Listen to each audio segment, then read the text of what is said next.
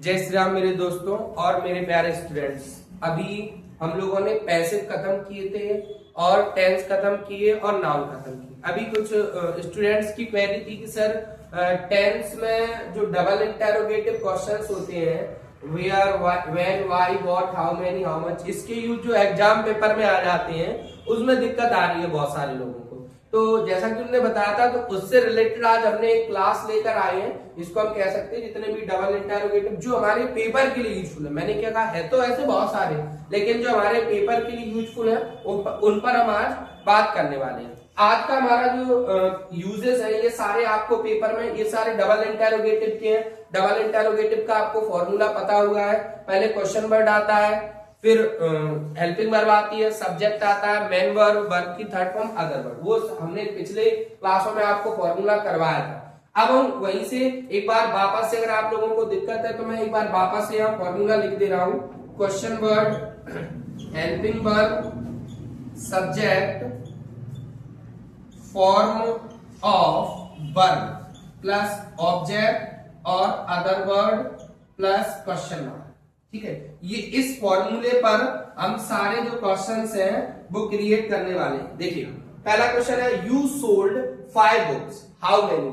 How many और how much एक ही sense पर काम करते हैं कि हाउ मेनी किसके लिए यूज किया जाता है, काउंटेबल नाउन के लिए, एंड हाउ मच का यूज किया जाता है अनकाउंटेबल नाउन के, लेकिन दोनों को बनाने का तरीका सेम होता है। देखिए मैं आप लोगों को बता दूं, बच्चे अब इसको कैसे बनाते हैं, अलग अलग तरीके से गलत कर देते हैं। हाउ मेनी यानी कि यहाँ जो क्वेश्चन है उसकी जो क्वांटिटी है, जो नंबर है वो पूछा, तो इसका आंसर हम यहां से देखकर बनाए। क्वेश्चन वर्ड है हाउ मेनी। हाउ मेनी और हाउ मच नाउन को फॉलो करते हैं, हमेशा ध्यान रखना, हाउ मेनी और हाउ मच नाउन को। अब हम हाउ मेनी, अगर हम इसकी देखें, तुमने 5 किताब सोल्ड मतलब बेची, यानी कि कितनी के लिए 5 जो वर्ड्स है वो रिमूव करेंगे, बुक्स, हाउ मेनी बुक्स, इसके साथ नाउन आएगी how many books, helping verb लगेगी, पास्ट इंडेफिनिट का टेंस है, डिड का यूज होगा, हाउ मेनी बुक्स डिड ही, और सोल्ड का फर्स्ट फॉर्म लग जाएगा, लास्ट में आ जाएगा question mark, how many books did he sell, यानी कि उसने कितनी किताब बेची, ये इसका क्वेश्चन बनेगा। तो आंसर अपन क्या कर सकते हैं, 5 बुक्स। अब यहाँ पर है व्हाट का use.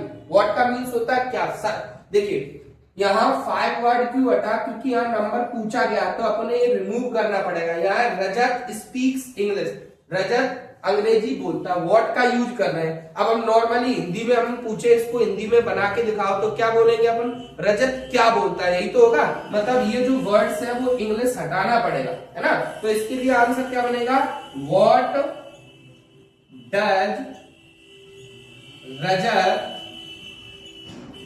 Speak, what does Rajat speak, और लास्ट में आ जाएगा क्वेश्चन मार्क। क्वेश्चन मार्क लगाना नहीं भूलते, है ना। इसके बाद है they will go to Delhi, where का यूज, इससे रिलेटेड तो जो क्वेश्चन है वो पेपर में पूछे जा चुके हैं। अब यहाँ वेयर का यूज करना है। वेयर जो है वो टाइम प्लेस बताने का काम करता है। देखिए कैसे बताने का काम करता है वेयर, जब भी ध्यान रखना, मैंने आप लोगों को जब भी क्वेश्चन वर्ड बताए थे, टेंस बताए थे, तभी भी बताया था और अभी भी बता रहे हैं कि जब भी प्लेस आएगा तो वो हटाना पड़ेगा, वेयर का यूज होगा। तो इसका आंसर क्या बनेगा, where will they go to, और लास्ट में आ जाएगा क्वेश्चन मार्क। जब भी प्लेस आएगा वेयर का यूज पूछेंगे तो हटाना पड़ेगा। नेक्स्ट है हाउ मच, तो जैसे हमने हाउ मेनी किया था वैसे ही हाउ मच कैसे करेंगे। देखो 10 लीटर ऑयल की बात कर रहे हैं तो ये जो क्वांटिटी है इसको हमें रिमूव करना पड़ेगा, है ना।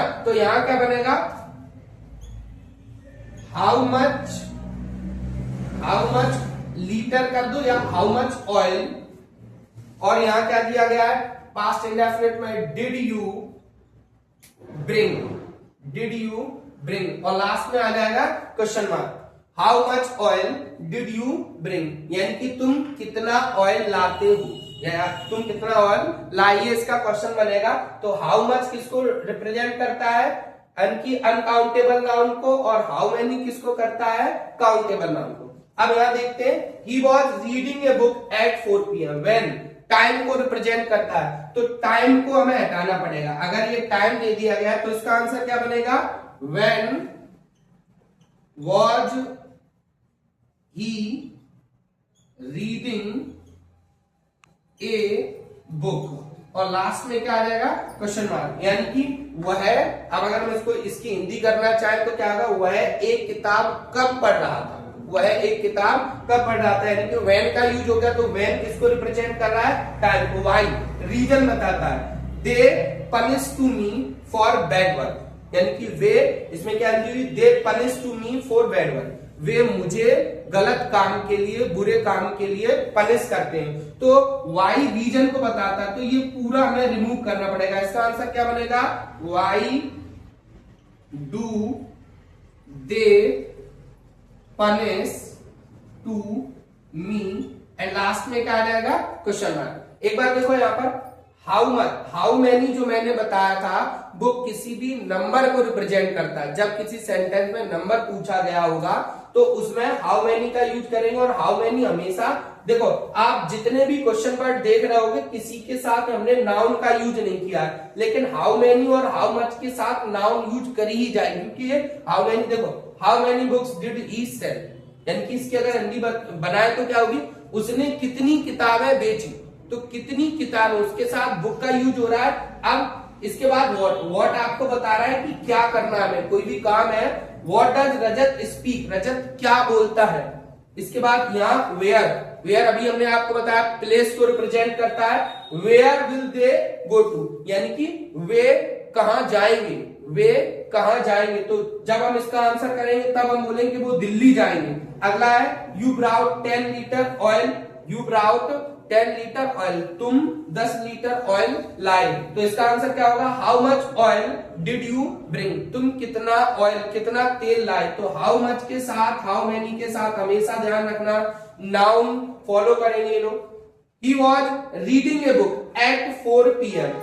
When टाइम को रिप्रेजेंट कर रहा है, when कब, यानी कि इसकी अगर हिंदी होगी वह 4 बजे एक किताब पढ़ रहा था। तो अगर हमें इसे हिंदी में बनाना है तो ऐसे ही तो कहेंगे वह एक किताब कब पढ़ रहा था, तो इसलिए यहाँ when के लिए यहाँ किसको रिमूव करना पड़ता है, टाइम को। वाई रीजन बता रहा है, they punish to me for bad work, वे बुरे काम के लिए पनिश, यानी कि उनको पनिश किया जाता है, सजा दी जाती है। Why do they punish to me, वे मुझे क्यों पनिश करते हैं, तो इसके लिए वाई का, तो सिंपल सी चीज है, वाई के लिए रीजन, रीजन का यूज करेंगे।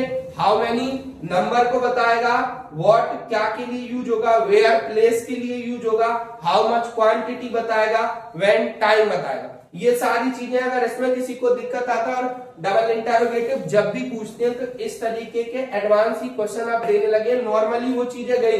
जैसे मान लो अभी एक नॉर्मली क्वेश्चन है, इसमें हम बोल रहे रजत स्पीक इंग्लिश, अभी हम इसमें वाई का यूज कर रहे हैं, तो यहाँ पर हमें कुछ हटाने की जरूरत नहीं है। जैसे मैं आप लोगों को एक एग्जाम्पल के थ्रू समझाता हूं।